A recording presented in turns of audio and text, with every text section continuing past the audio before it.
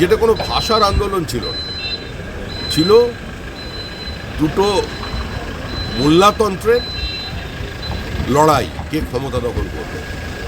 বাংলা ভাষাটা সর্বনাশ করেছে, এখন বাংলাদেশটাকে ওরা পূর্ব পাকিস্তান বানাতে চায়। দাদা, একদিকে দেখা যাচ্ছে পাকিস্তান থেকে আসছে পরমাণু বোমা দিয়ে তারা মদত করবে, বাংলাদেশেও বুদ্ধিজীবীরা কিছু কিছু বলছেন কি পাকিস্তানই তাদের জন্য ভালো। কিভাবে বলবেন দুই দেশের মধ্যে এই যে মানুষদের মধ্যে যে বার্তাগুলো আসছে, একদিকে পাকিস্তান থেকে আসছে, অন্যদিকে বাংলাদেশ থেকে যে বার্তাগুলো আসছে, এটাই যে ভবিষ্যতে হতে চলেছে সে কথা অনেক দিন আগেই বলে দিয়েছিলেন নীরজ সি চৌধুরী। যেটা কোনো ভাষার আন্দোলন ছিল না, ছিল দুটো মোল্লাতন্ত্রের লড়াই, কে ক্ষমতা দখল করবে।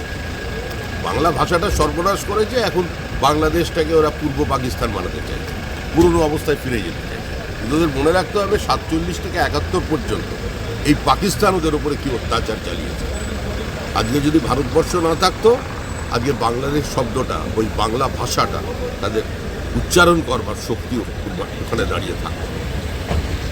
কল্পিত আন্তর্জাতিক চক্রান্ত, ওরা পাকিস্তানের সঙ্গে বিলীন হতে চাইছে না পূর্ব পাকিস্তান হিসেবে নিজেদের অস্তিত্ব রক্ষা করতে চাইছে, সেইটার দিকেই হচ্ছে আস্তে আস্তে। একটা লোকে বসিয়ে রেখেছে পুতুল সরকার, ক্ষমতার দখলদারি মৌলবাদীরা। বিএনপি ডাক দিয়েছে কি তারা আগরতলা দখল করতে আসবে মিছিল করে। এটাই হলো শতাব্দীর সবচেয়ে বড় যুগ। এখন এটা নিয়ে কোনো হাসির খোরাক হতে পারে, কিন্তু এটাকে যদি কেউ রাজনীতিগতভাবে নিয়ে সেটা নিয়ে রাজনৈতিক বিতর্ক শুরু করতে চায়, আমার মনে হয় মানুষই তাদের অস্থির মস্তিষ্ক বলবে কিংবা উন্মাদ বলবে। বাংলাদেশে আবার ফৌজি আছে নাকি? তারা কোনোদিন লড়াই করেছে? কোনোদিন বাংলাদেশের ফৌজ আছে কেউ জানে? তারা কোনো যুদ্ধই করলো না, তারা ভারতকে দখল করে নেবে। যাদেরকে আমরা বাঁচিয়েছিলাম খান সেনার হাত থেকে, কমপক্ষে কৃতজ্ঞতা থাকা উচিত তাদের।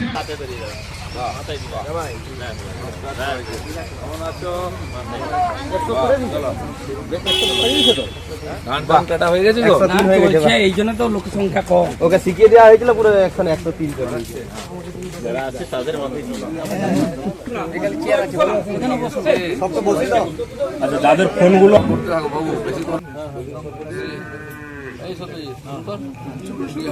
আমাদের সবার প্রিয়, আমাদের সব সময়ের সঙ্গী, আমাদের বাড়ির দাদা, বাড়ির ছেলে, সম্মানীয় দিলীপ ঘোষ মহাশয় উপস্থিত হয়েছেন আপনাদের এই খান বাড়িবাড় গ্রাম। জেলার সাধারণ সম্পাদক সম্মানীয় সুমিত দা রয়েছেন, সুমিত মণ্ডল মহাশয়। আমাদের লোকসভার কনভেনার মাননীয় দেবগোপাল বেরা মহাশয় রয়েছেন। এসসি মোর্চার সভাপতি মাননীয় বিশ্বনাথ দোলাই রয়েছেন। আমাদের চাষের কাজে নিজেই কাজ করতে যান, লোকের মাঠে কাজ বন্ধ রেখে করছেন। তো এবং আপনারা যারা রয়েছেন সবাইকে নমস্কার। আজকে একটু চলে আসুন। আচ্ছা, পিছিয়ে কাকে আসবেন, একটা বলমাই সব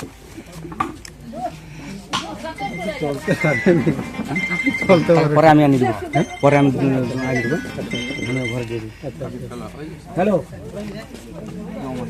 চলছে তো মিটিং চলছে। আমরা পৌঁছেছি এত ভিতরে এসে, চাষবাসের সময় কোমরে লেগেছে। চিকিৎসা করায় কিন্তু ঠিক হয়নি। আমাদের কিছুদিন হয়ে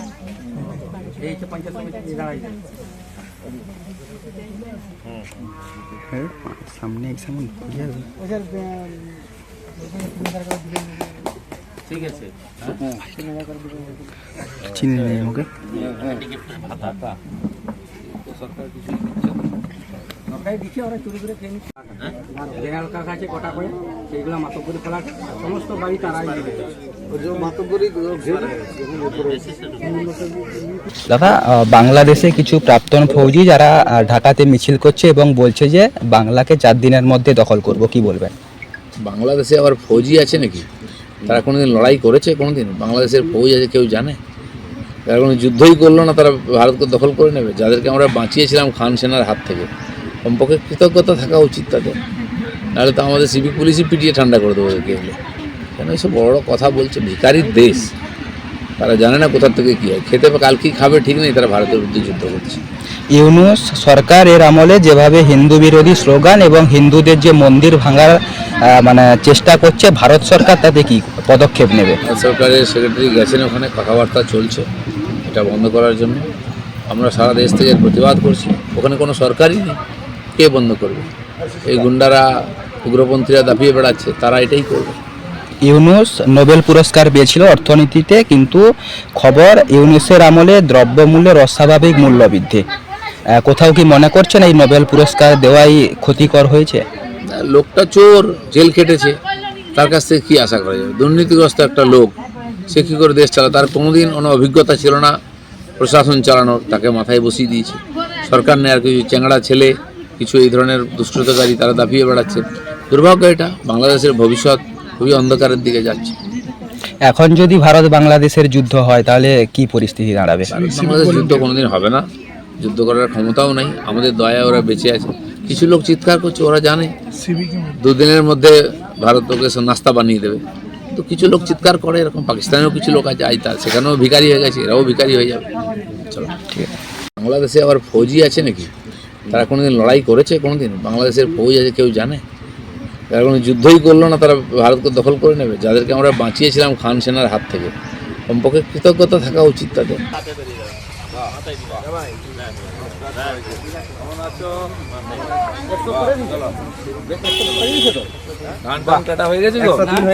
এই জন্য তো লোক সংখ্যা কম। ওকে শিখিয়ে দেওয়া হয়েছিল পুরো, এখন 103 করে দিয়েছে।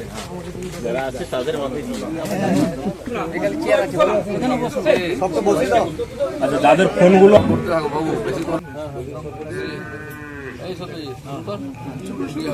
আমাদের সবার প্রিয়, আমাদের সব সময়ের সঙ্গী, আমাদের বাড়ির দাদা, বাড়ির ছেলে, সম্মানীয় দিলীপ ঘোষ মহাশয় উপস্থিত হয়েছেন আপনাদের এই খান বাড়িরবাড় গ্রাম। জেলার সাধারণ সম্পাদক সম্মানীয় সুমিত দা রয়েছেন, সুমিত মণ্ডল মহাশয়। আমাদের লোকসভার কনভেনার মাননীয় দেবগোপাল বেরা মহাশয় রয়েছেন।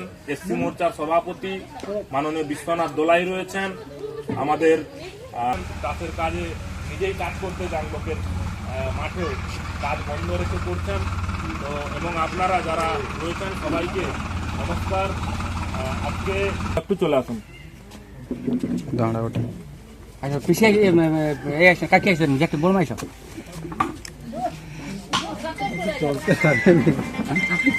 পরে আমি আনি দেবো, পরে আমি আনি দেবো ঘরে দিয়ে দিই। হ্যালো, ওই যে চলছে তো মিটিং চলছে। আমরা পৌঁছেছি এত ভিতরে এসে, চাষবাসের সময় কোমরে লেগেছে। চিকিৎসা করা হয়েছে, তবু তো ঠিক হয়নি। আমাদের কিছু সময় আছে, এই তো পঞ্চায়েত সমিতি দাঁড়াই সামনে